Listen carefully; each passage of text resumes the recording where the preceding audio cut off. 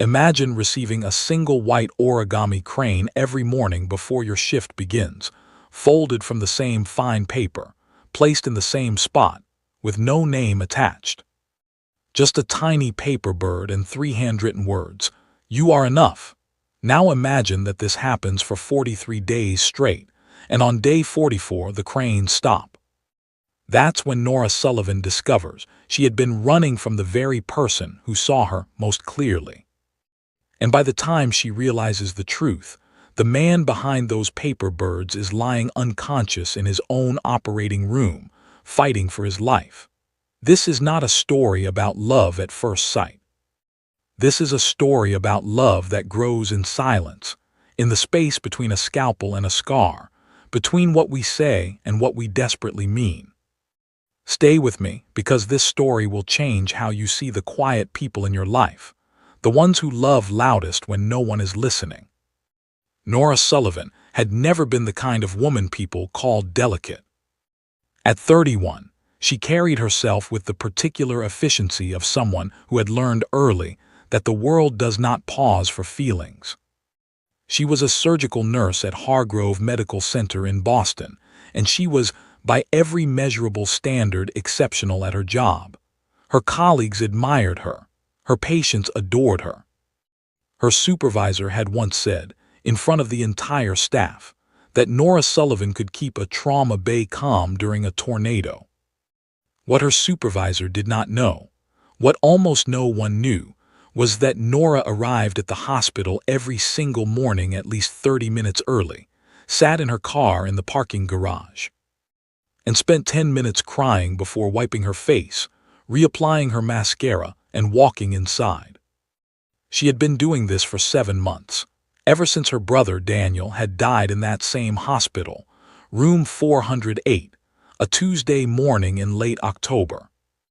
A brain tumor they had caught 3 weeks too late. Nora had stood beside his bed in her own scrubs, off the clock but still somehow in the role of caregiver, holding his hand as the monitors went quiet. She had not cried in that room. She cried in the parking garage instead, every morning since, because it was the last place she had driven Daniel when he came in for his final treatment. It felt appropriate somehow. Grief is strange that way, it claims territory. The first crane appeared on a Monday in late March. Nora found it sitting on top of her locker, balanced perfectly, folded from cream-colored paper. She assumed one of the pediatric ward kids had made it for her. She often helped with their crafts during her break. She smiled, set it gently aside, and began her shift. The second crane appeared the next morning. Same spot, same paper, same 3 words written on the inner fold where the paper joined. You are enough. By the 5th crane, Nora was paying closer attention. The handwriting was small and careful, not the loopy scrawl of a child, but the contained, deliberate script of someone who chose their letters deliberately. By the 10th crane, she had asked everyone she could think of, the other nurses, the orderlies, the overnight security guard who had a habit of folding receipts into tiny boats. None of them claimed responsibility. By the 20th crane, Nora had stopped trying to find the sender and simply started looking forward to them. She kept them in a small glass jar on her nightstand at home, all 20 of them arranged like a tiny white flock. On her hardest nights, and there were still many, she would sit on the edge of her bed and look at them and feel, impossibly, a little less alone. Meanwhile, 3 floors above the surgical nursing unit, Dr. Elliot Crane, yes, that was actually his name. A fact that would become relevant later, was conducting his morning rounds with the kind of focused silence that made residents nervous and patients inexplicably calm. Elliot was 40 years old, 6 feet even, with hands that his colleagues described as surgical poetry, and a face that most people found difficult to read. He had dark hair beginning to thread with gray at the temples and gray-green eyes that had the quality of deep water. You could not quite tell how far down they went. He was the head of cardiothoracic surgery at Hargrove, a position he had earned through 12 years of near-flawless work, and a personal life so deliberately quiet that the hospital gossips had essentially given up trying to speculate about him. He did not date, as far as anyone could tell. He did not socialize beyond professional obligations. He ran 5 miles every morning at 4:30, operated from 7 until sometimes 7 in the evening, and then returned to his apartment where his neighbors reported hearing. He sometimes played piano late into the night. What no one at Hargrove Medical Center knew was that Elliot Crane had been watching Nora Sullivan for the better part of a year, not in a threatening way, not with calculation or possession. He had simply noticed her, the way you notice a particular quality of light in a room, not because you sought it out, but because it changes the atmosphere of everything around it. He had first seen her in November, 3 weeks after her brother died. He had been walking past the family consultation room when he heard a sound that stopped him cold, a quiet, controlled sound. The kind of crying that comes from someone who has been practicing not to make noise while in pain. He had glanced through the narrow window in the door and seen Nora sitting alone, still in her scrubs, a paper cup of cold coffee untouched on the table in front of her. He had not entered the room. He was not the kind of man who entered uninvited spaces. But he had stood there for 2 full minutes, and something in him had shifted, the way tectonic plates shift, quiet and seismic, nothing visible on the surface but everything changed beneath. He had looked up her name later, through the legitimate channels of a department head reviewing staff welfare notes after a team member suffered a loss. He had read about Daniel. He had read Nora's commendation files and her patient feedback forms. And then he had done something he had never done before in his professional life. He had folded a piece of paper into the shape of a crane. It had taken him 4 attempts.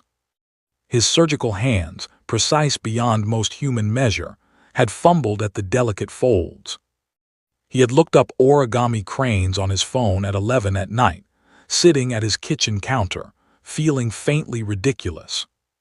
But when he finally got it right, when the small paper bird sat balanced on his palm, he had written 3 words on the inside fold and known, with the same certainty that guided his hands in surgery, that this was what he wanted to say. "You are enough." He had placed the first one on her locker himself, arriving at 5:15 in the morning when the ward was empty. He had not planned what would happen after that. He had simply planned 1 crane.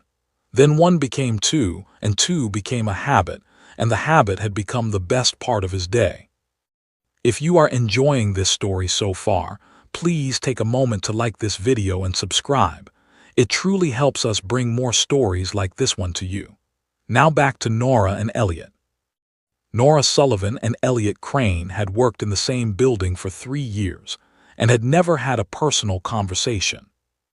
They had operated together many times.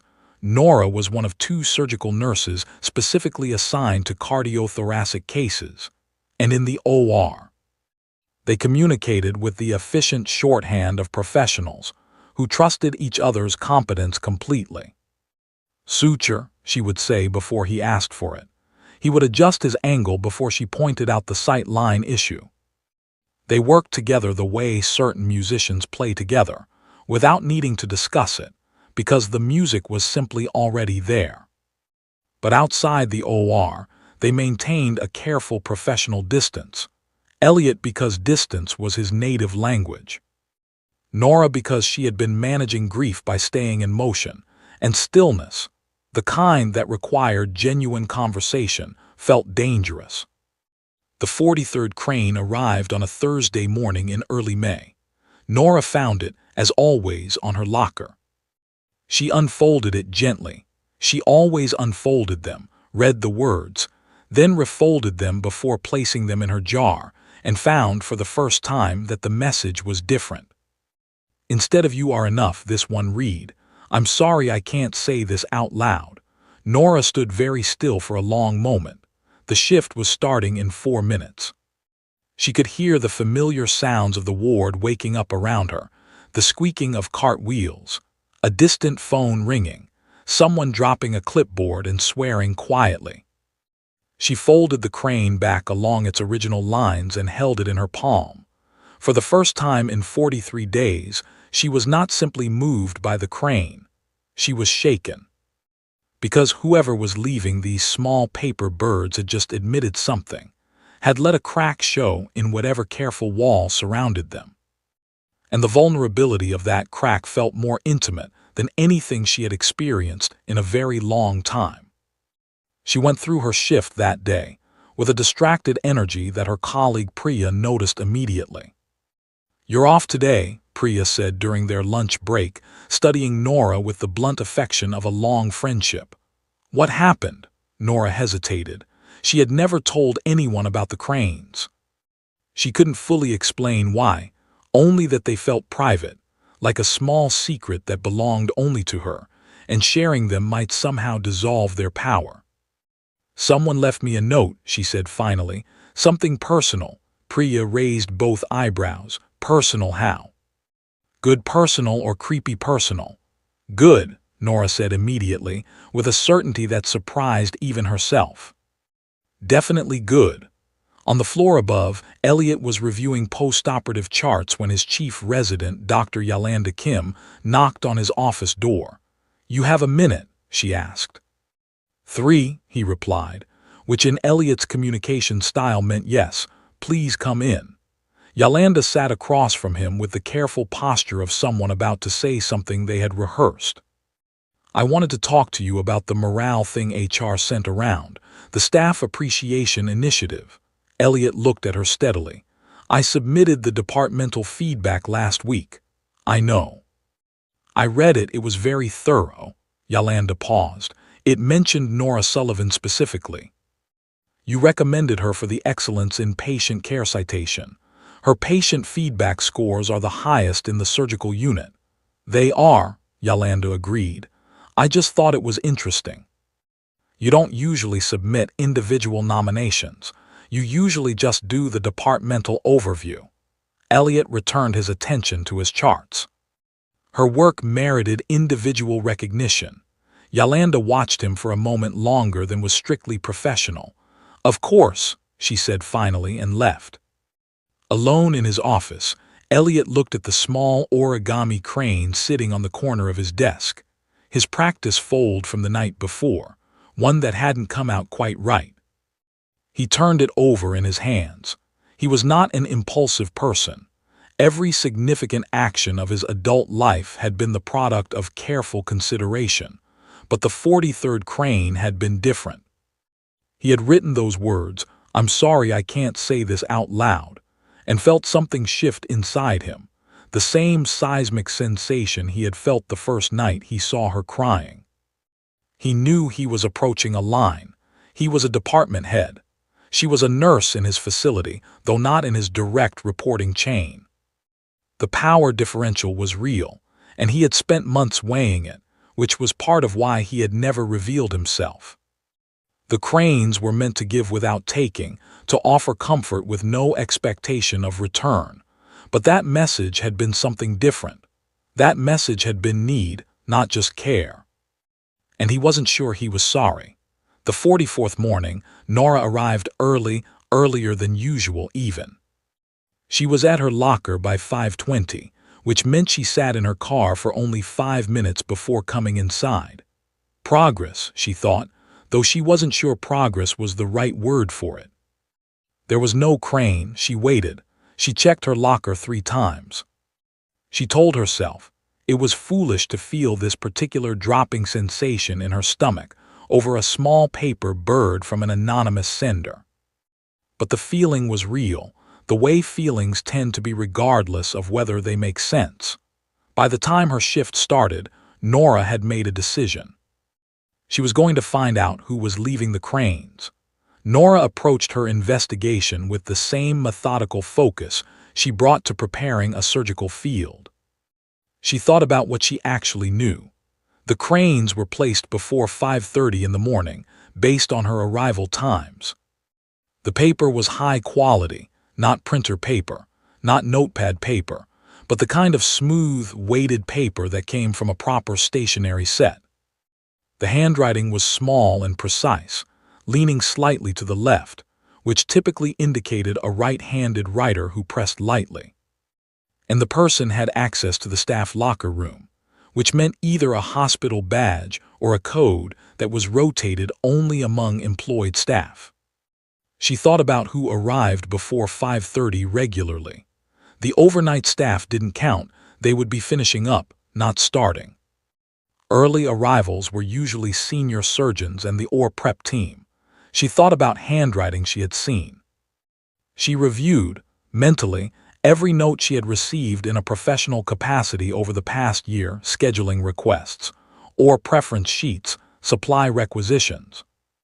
She was standing in the scrub bay preparing for a 7 o'clock procedure when it hit her, or preference sheets.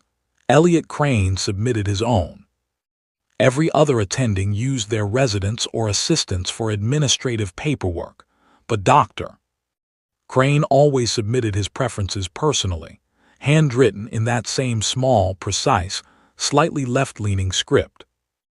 Nora stood completely still with her hands under the running water for a full 10 seconds before she registered that she should keep scrubbing. Dr. Elliot Crane, the paper cranes. She thought about his name, actually thought about it for the first time despite 3 years of saying it.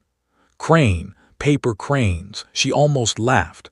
It felt too obvious now. Like a code she had been looking at without reading. She thought about him, about what she actually knew of him beyond his professional reputation. Quiet, meticulous. A habit of standing in doorways when he was thinking rather than sitting. The way his shoulders dropped almost imperceptibly after a good outcome in the OR. The only visible sign of the relief he never verbalized. The fact that he had once spent an extra 45 minutes with a 17-year-old patient before a valve replacement. Not explaining the procedure again, but asking the boy about his plans after recovery. The boy had told her afterward that Dr. Crane had said, "The procedure is the easy part. The living you do after, that's the point. You are enough." Nora finished scrubbing in silence.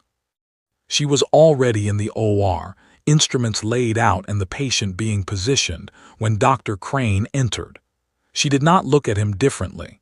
She was, above everything else, a professional. But when he said her name, Nora, "I'll need the Metzenbaum scissors before we close," something about the ordinary sound of it felt entirely new.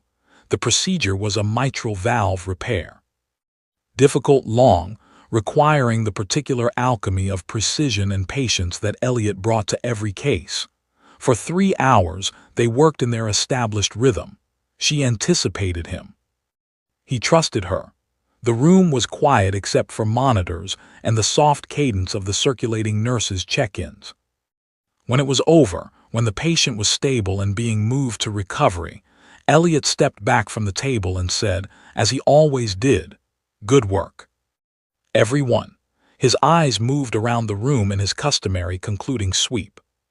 When they reached Nora, they paused for perhaps half a second longer than usual. She held his gaze, just for that half second. Then she looked away first. After the shift, Nora did something she had never done in 3 years of working at Hargrove. She knocked on Elliot Crane's office door. "Come in," he said.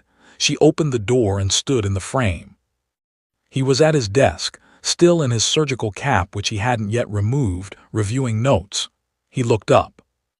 And she watched something happen in his expression.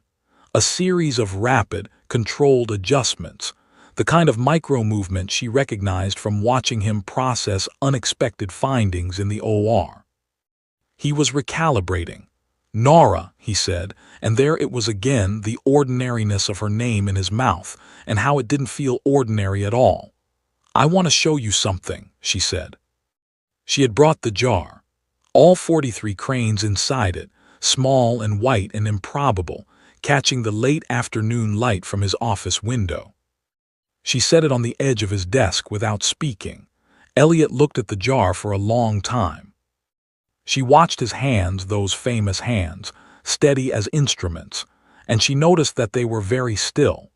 too still, in the way of someone who is keeping themselves deliberately in check. "You kept them all," he said finally. It wasn't a question. It wasn't an admission. It was just an observation, offered in a voice that was quieter than his usual register. But it was enough. They both knew it was enough. "I want to know why," Nora said. "Not a justification, not a professional reason. I want to know why."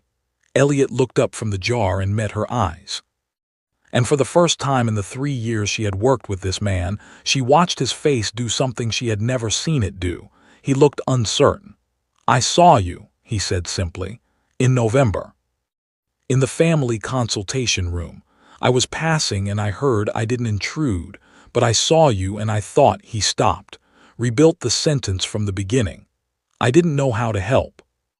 But I knew that you needed someone to say something true to you.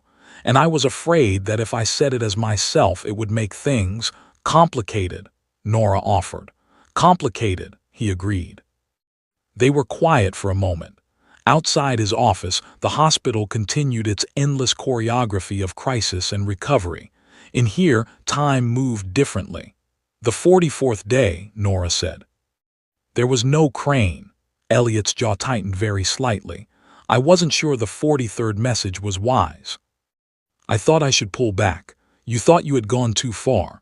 I thought I had been unfair," he said. "Saying something like that anonymously, it places you in a position of responding to a ghost. It's not fair to you."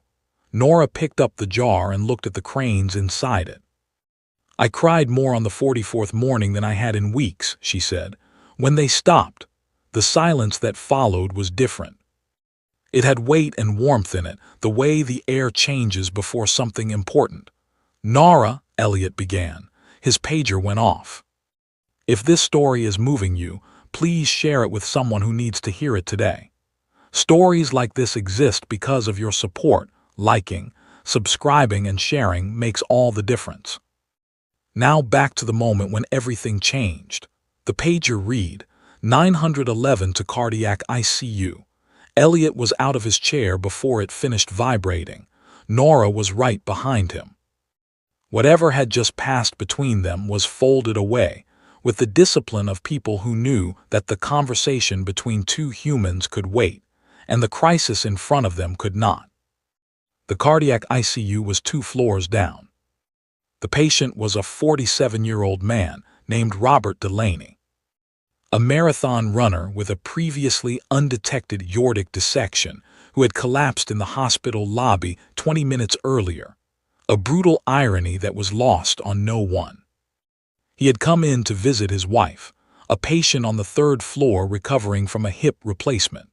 The next 4 hours were the kind that defined careers and tested character. Elliot operated while 2 of his best residents assisted, the team working through a procedure with almost no margin for error. Nora was not in the room. Aortic dissection repair was outside her standard assignment, but she stayed on the floor.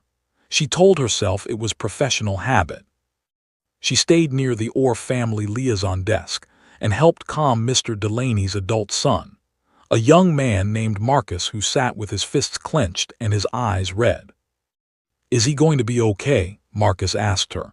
He must have asked it 4 times.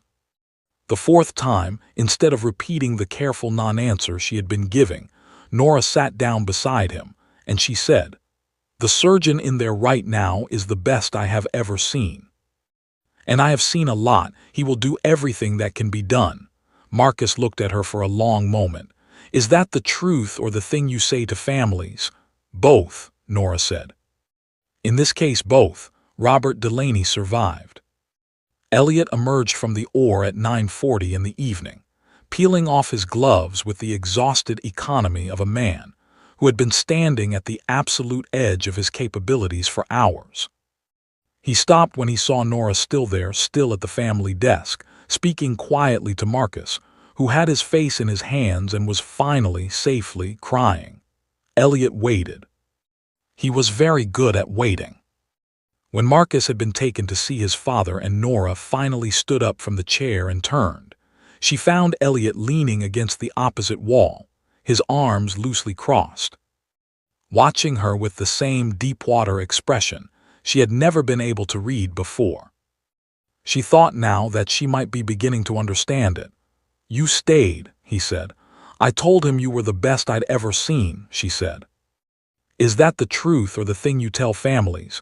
She almost smiled. "I think you already heard my answer to that." He pushed off from the wall and walked toward her, and for a moment Nora thought he was going to say something important, but instead he swayed. Almost imperceptibly, the kind of loss of balance that happens when a body has been operating beyond its fuel for too long. Nora caught his arm by reflex. "When did you last eat?" she asked. "I had coffee at 6 this morning." "That's not food. It has calories. It does not have enough calories for what you just did in that room for 4 hours. Nora kept her hand on his arm, guiding him to a chair before he could argue. "Sit." He sat. The fact that he sat without resistance told her more about his exhaustion than anything he might have said. She went to the family lounge and came back with crackers from the cabinet, a banana from her own bag, and a cup of actual water. She set them in front of him with the matter-of-fact authority she used for everything. Elliot looked at the banana. "You carry food in your bag." "I learned it from my brother," she said. He said hunger was just the body asking for kindness and being ignored. She had not mentioned Daniel before, not once in any conversation with him. She felt the weight of it, the past tense, the way she referred to him in the permanent way now, the way grief changes your grammar. Elliot looked up from the banana. "Daniel," he said quietly. Nora stared at him. "You know his name." "I read your staff file after he died," Elliot said. "For the welfare check-in, I should have flagged it formally. I didn't because," he paused. "I didn't want it to be formal. I wanted to know about him because," another pause, longer. "Because he mattered to you." The simplicity of that statement, "because he mattered to you," broke something open inside Nora that she hadn't realized was still waiting to break. She sat down in the chair beside him. They were both quiet for a while. He ate the crackers and the banana, and she looked at the middle distance. And the hospital moved around them with its usual indifference to the private earthquakes happening inside the people inside it. "He would have thought the crane thing was hilarious," Nora said finally, "given your name." "I thought about that," Elliot admitted. "It seemed too obvious to be coincidental." "It's not obvious if you're not looking," she said. "I didn't see it for 43 days. You were grieving." "I was hiding inside work," she corrected. "There's a difference." He looked at her. "I know." She turned to look at him, then really look at him, and she thought that he probably did know. She thought about 12 years of flawless surgical work, and no visible personal life, and a piano playing late into the night in an apartment where presumably only the walls could hear. She thought about a man who expressed devotion in secret paper birds because saying things out loud had been, at some point, made to feel unsafe. "Elliot," she said, his first name, the first time she had used it outside of a procedural context. "Why haven't you said any of this in person?" Before now, he was quiet for long enough that she thought he might not answer. Then, "Because I was afraid that you would feel obligated or uncomfortable, or that I had misread the entire situation, and the cranes were just an embarrassing mistake that needed to be addressed in an HR meeting." A pause. "And because I have spent my entire adult life being better at surgery than at saying the things that actually matter." Nora considered this. "You said something that mattered every single morning for 43 days. In paper. Paper is real," she said. "Paper lasts." She glanced at the jar she had placed in her bag before coming to the ICU floor. "I have 43 of them in a glass jar on my nightstand." That is not the behavior of a woman who is going to file an HR complaint. Elliot looked at her with an expression that was entirely new, not the deep-water unreadability, not the professional composure, but something raw and almost young, like a layer had been removed. "I don't know how to do this," he said, "in case that is not already apparent." Neither do I, she said, but I think we've been doing it anyway. Nothing is simple, even when it feels it should be. The next 2 weeks were a study in careful, deliberate navigation. Elliot submitted a formal disclosure to the hospital's ethics committee, a relationship notification, before anything had technically begun, because he wanted the record to be transparent from the first moment. He told Nora he had done this. She stared at him.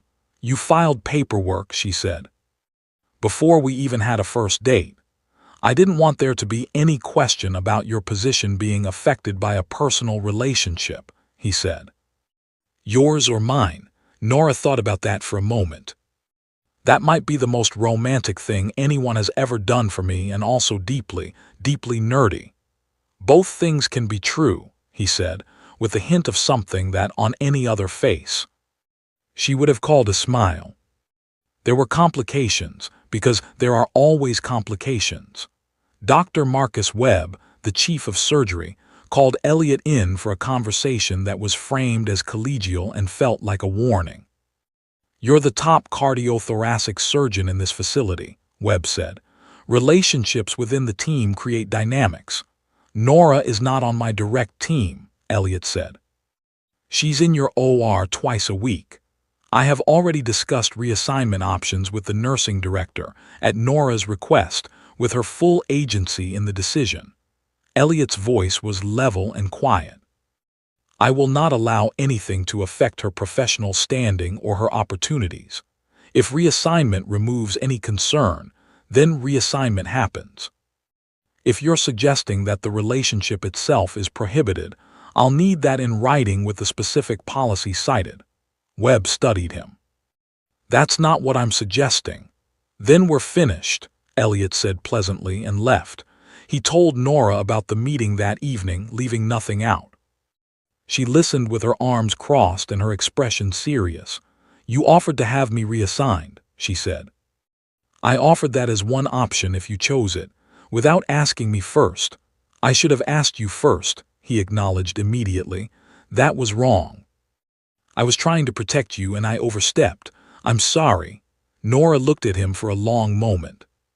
He had said he was sorry in the way that some people do, not as a reflex to smooth tension, but as a genuine reckoning. She had learned in the past 2 weeks that Elliot Crane did not say things he didn't mean. It made every word he said feel significant. "Don't do that again," she said. "I won't." "Okay," she uncrossed her arms. "What did Webb say after you asked for the policy in writing?" Something shifted at the corners of Elliot's eyes, the expression she now recognized as his version of quiet amusement. "He said we were finished. Did you win?" "I think we both understood each other," he said. Nora laughed. She laughed the way she laughed in the parking garage sometimes, but different. This laugh was not the releasing of pressure, but the making of it. The good kind. The kind that builds toward something. It was a Sunday in July when Elliot came to Nora's apartment for the first time. She had cooked an act that surprised them both, since she had told him more than once that she subsisted largely on granola bars and determination. But she had cooked Daniel's recipe for her mother's lamb stew, the one she had been afraid to make since October, because making it meant doing it without him here to eat it with. Elliot arrived with wine in another jar, a small one, glass with a cork. Inside it was folded a single white paper crane. Nora looked at it. "You said you would stop." "I said I was sorry I couldn't say it in person," he said. "I can now." He handed her the jar. "Open it."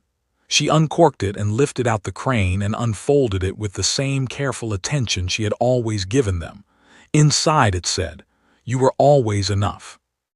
"I was just afraid to be enough too." She read it twice. She looked at him standing in her doorway with the wine, and the earnest, undefended expression that she had come to understand was the realest version of his face. The deep-water look was still there, but she knew now how far down it went. She had swum there, it was safe. "You're not afraid anymore?" she asked. "I'm terrified," he said honestly. "But I'm here anyway." Nora stepped aside to let him in. Behind her, on the nightstand in her bedroom, the original 43 cranes sat in their glass jar. By the end of the evening, the 44th was beside them.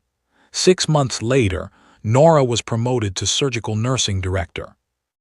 Elliot had not been on the selection committee, had formally recused himself, had actually left the building during the deliberations because he trusted the process and also because, he told her later, he could not have sat still anyway. She called him when she found out. "They chose me," she said. "Of course they did," he said, without a single moment of hesitation. She could hear in those 4 words 43 cranes all at once. 1 year after that, a morning in late March, the same month it had all begun, Nora found something new on her kitchen counter. Not a crane this time, a ring box. Open inside it a simple, perfect ring, and beside it a piece of folded paper. She knew what it would say before she opened it. It said, "You are enough. You have always been enough. Will you let me spend the rest of my life helping you believe it?" Nora Sullivan, who had spent years crying in parking garages and keeping her grief silent and her hope small, sat down on the kitchen floor and cried in an entirely different way. The kind of crying that comes not from emptiness but from overflow. Elliot found her there when he came in from his morning run. He sat down on the floor beside her without asking why. He had learned with her that some emotions do not require explanation. They just require presence. "Yes," she said eventually. He put the ring on her finger, right there on the kitchen floor, both of them still in the practical clothes of ordinary life. And that was exactly right. Love, the lasting kind, lives in the ordinary. It lives in paper birds and banana offerings and paperwork filed before the first date, and a man sitting beside you on the floor when you need him not to ask why. It lives in the invisible thread that forms between 2 people who were both, in their separate ways, already reaching toward each other, before either of them found the courage to name it. If Nora and Elliot's story touched your heart, leave a comment below. Tell me about a small, quiet act of kindness that changed something for you. Those real stories are the reason we keep telling these ones. Subscribe and hit the notification bell so you never miss a story.